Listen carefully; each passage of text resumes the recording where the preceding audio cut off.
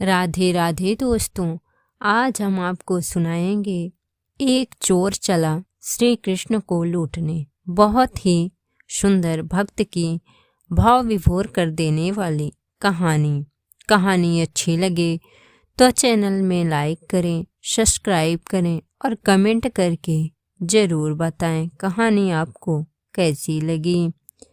एक गोवर्धन डाकू नाम का चोर था। एक दिन राजा कर्मचारी उसे पकड़ने के लिए उसका पीछा कर रहे थे।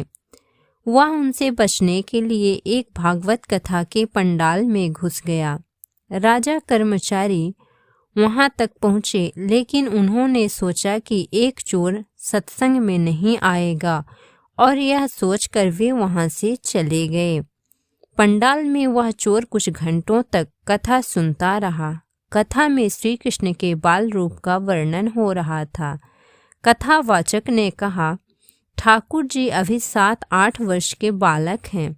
बालक श्याम सुंदर रोज सोने की छड़ी और सोने का मुकुट धारण करके गाय चराने जाते हैं। चोर तो था ही और सोने की बात सुनकर उसके कान खड़े हो गए। उसने सोचा कि एक बालक जो अकेले वन में गाय चरा रहा हो, उसे लूटना तो बहुत आसान होगा। कथा समाप्त होने के बाद वह डाकू कथा प्रवक्ता के पास गया और पूछा, जिस बालक की आपने कथा सुनाई वह कहाँ मिलेगा? कथा प्रवक्ता समझ गए कि इस व्यक्ति पर ठाकुर जी की कृपा होने वाली है। उन्होंने उससे कहा, बेटा वह तो बहुत दूर वृंदावन मथुरा में रहता है। उसके पिता का नाम नंद बाबा है। चोर ने कहा, ऐसे नहीं, पूरा पता बताओ। मैंने अच्छों को लूटा है, यह तो फिर भी एक बालक है। इस पर प्रवक्ता ने जवाब दिया, अरे वह चोरों का भी सरदार है, तुम उसे इतनी आसानी से नहीं लूट पाओगे। डाकू बेहद अभिमानी था और उसने प्रवक्ता की बात सुनकर कहा, मैं कसम खाता हूँ, जब तक उस बालक को लूट नहीं लेता मैं पानी नहीं पीऊंगा। प्रवक्ता ने मन ही मन सोचा कि अब इस डाकू का उद्धार निश्चित है, क्योंकि हमारे प्रभु इतने दयालु और उदार हैं कि यदि कोई उन्हें लूटने के इरादे से भी उनके पास जाए तो वे स्वयं को लुटवाने के लिए तैयार हो जाते हैं। चोर ने श्री कृष्ण का पता पूछा और उन्हें ढूंढने के लिए निकल पड़ा। प्रवक्ता ने उसे वापस बुलाया और कहा, सुनो, वह बहुत निडर है। यदि वह तुम्हारे बल से ना डरे तो तुम अपने साथ थोड़ा माखन और मिश्री ले जाओ। यही उसके लुटने का कारण बन सकता है। तुम्हारे भयावह स्वरूप और बल से तो वह लुटने वाला नहीं है। डाकू ने कुछ माखन और मिश्री ले ली और यह निश्चय किया कि वह श्री कृष्ण को लूट कर ही रहेगा। वह डाकू पूरे रास्ते पैदल चलता हुआ श्री कृष्ण के पते की ओर बढ़ा। डाकू अपने नियमों का बहुत पक्का था। उसने पूरे रास्ते पानी तक नहीं पिया। आखिरकार वह वृंदावन के पास पहुंचा। वहां उसने कुछ चरवाहों को देखा जो अपनी गायें चरा रहे थे। उसने उनसे श्री कृष्ण के बारे में पूछा। उसने कहा, श्याम सुंदर नाम का वह बालक कहाँ है जो सोने की छड़ी लेकर, सोने का मुकुट पहनकर और सोने की करधनी बांधकर गाय चराने आता है? चरवाहों ने उत्तर दिया, वह तो पहले के युग की बात है, जब भगवान ने गोपाल रूप में अवतार लिया था। यह सुनकर डाकू ने कहा, नहीं, यह तो एकदम ताज़ा खबर है। मैंने कुछ दिन पहले ही इसके बारे में सुना और तभी यहाँ आया हूँ। तुम मुझे भटकाओ मत, मैं स्वयं ही श्याम सुंदर को ढूंढ लूँगा। वह बेचारा भूखा प्यासा कई दिनों से पैदल चलकर आया था। जिस किसी से भी पूछता वे कहते कि यह तो बहुत पुराने समय की कहानियां मात्र हैं। उन सब की बातें सुनकर वह निराश होने लगा और अपने भीतर ही भीतर श्याम सुंदर को पुकारने लगा।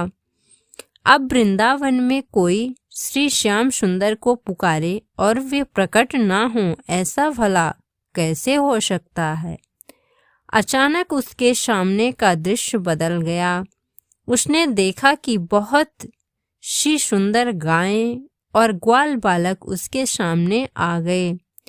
उन सबके बीच वही श्याम सलोना बालक था जिसके बारे में सोचते सोचते वह वहां तक पहुंचा था।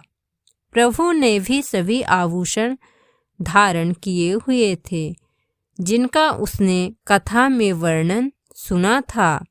प्रभु ने देखा कि एक अलवेला भक्त उनकी ओर आ रहा है, तो उन्होंने सभी सखाओं को कहीं और जाने के लिए कह दिया।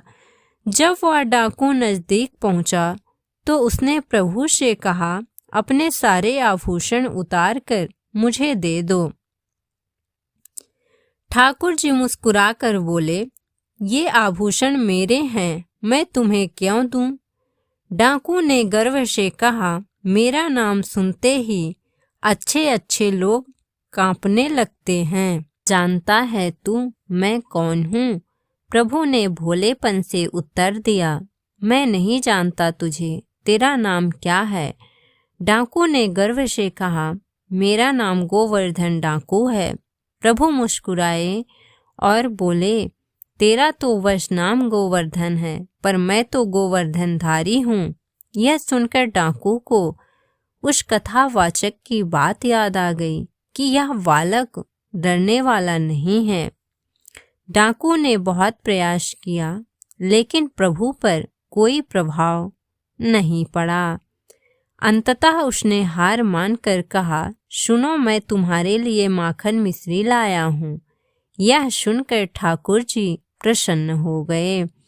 उन्होंने सोचा, दुष्ट होने के बावजूद इसने भगवत कथा पर इतना विश्वास किया और मुझे ढूंढते हुए यहाँ तक आ गया। ठाकुर जी ने माखन चखा और मुस्कुराते हुए कहा, तू भी इतने दिन में से भूखा है, ये बचा हुआ माखन खा ले। इसके बाद प्रभु ने कहा, यह सब आभूषण ले जा, मेरी मैया के पास बहुत आभूषण हैं, वो मुझे नए आभूषण पहना देगी। जब उसने प्रभु का दिया हुआ प्रसाद खाया तो उसके सारे विकार नष्ट हो गए, उसके भीतर की दुष्टता समाप्त हो गई और वह प्रभु की कृपा से बदल गया। उसकी आंखों से आंसू बहने लगे। वह प्रभु के चरणों में गिरकर रोने लगा। ठाकुर जी ने फिर कहा, ले जा ये सारे आभूषण। लेकिन उसने हाथ जोड़कर कहा, प्रभु मैं आपको छोड़कर यह आभूषण कैसे ले सकता हूँ? ठीक उसी क्षण उसकी मृत्यु हो गई और वह प्रभु का नित्य सखा बनकर उनकी सेवा में पहुँच गया। उस चोर ने सिर्फ एक संत की बात सुनी कि एक कन्हैया नाम का बालक है जो गाय चरा रहा है, और वह उसे ढूंढने चल पड़ा। उसने प्रण लिया कि जब तक भगवान नहीं मिलेंगे वह पानी तक नहीं पिएगा। और दूसरी तरफ हम हैं, हमारा जीवन धीरे धीरे व्यतीत हो रहा है, लेकिन हम अपने समय और ऊर्जा को भोग विलास में व्यर्थ कर रहे हैं। जब हम केवल प्रभु को पाने की सच्ची इच्छा रखेंगे, तब भगवान हमें तुरंत मिल जाएंगे।